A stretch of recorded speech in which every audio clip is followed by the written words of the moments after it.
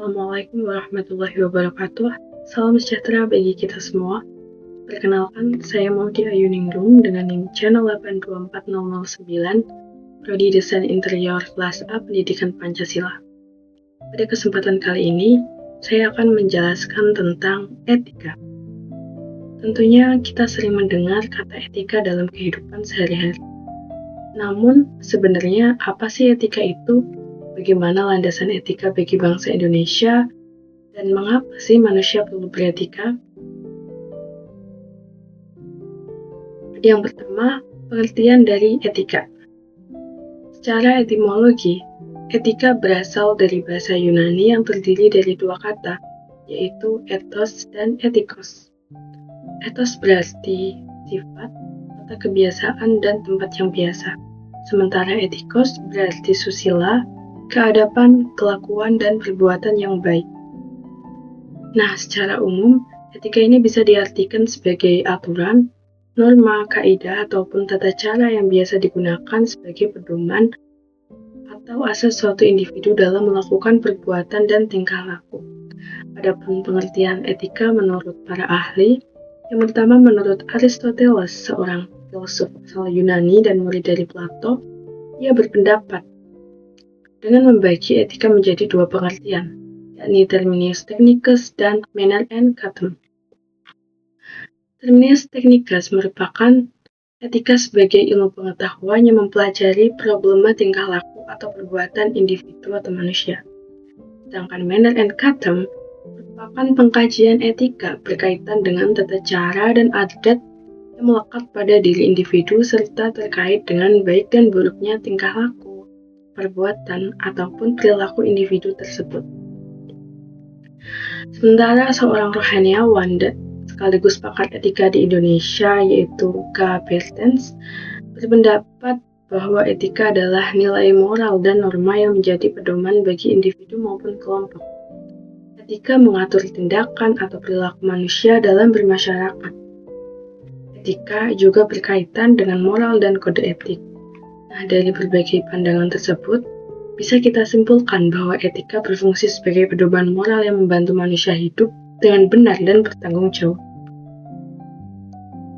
Pembahasan yang kedua, landasan etika bagi bangsa Indonesia. Bangsa Indonesia memiliki berbagai landasan etika yang menjadi pedoman dalam kehidupan bermasyarakat dan bernegara. Landasan yang pertama dan utama yaitu Pancasila. Pancasila sebagai dasar negara dan sumber dari segala sumber nilai luhur bangsa. Setiap sila dalam Pancasila mengandung nilai-nilai etis seperti keadilan, kemanusiaan, kesatuan, dan musyawarah. Yang kedua, kebudayaan dan kearifan lokal. Di Indonesia sendiri juga kaya akan nilai-nilai etika, misalnya nilai gotong royong, saling menghormati, sopan santun, dan tegang rasa yang merupakan bagian dari etika sosial yang sudah tertanam dalam kehidupan bermasyarakat. Yang ketiga, ajaran agama. Tentunya semua agama mengajarkan tentang kejujuran, keadilan, kasih sayang, dan tanggung jawab. Yang keempat, hukum dan peraturan perundang-undangan juga mencerminkan etika kolektif yang telah disepakati bersama. Hukum membantu menegakkan nilai etis di tengah masyarakat melalui aturan yang mengikat. Dengan demikian, etika di Indonesia tidak hanya bersumber dari satu hal, tetapi merupakan hasil perpaduan antara nilai-nilai budaya, agama, dan dasar negara. Pembahasan yang terakhir, mengapa manusia perlu beretika? Sebagai makhluk sosial, artinya manusia tidak dapat hidup sendiri tanpa berinteraksi dengan orang lain. Oleh karena itu, etika memiliki peran penting dalam menjaga harmoni dan ketertiban dalam kehidupan bersama. Manusia perlu beretika karena etika merupakan dasar dalam membangun kehidupan yang harmonis, adil, dan saling menghargai. Etika membantu kita membedakan mana yang baik dan buruk, mana yang pantas dan tidak pantas dilakukan dalam berbagai situasi. Tanpa etika, kehidupan bersama akan penuh konflik, egoisme, dan ketidakpedulian. Dalam kehidupan bermasyarakat, Etika membuat kehidupan masyarakat menjadi lebih harmonis. Kita bisa hidup rukun, saling menghargai, dan bekerja sama untuk menciptakan lingkungan yang aman dan nyaman.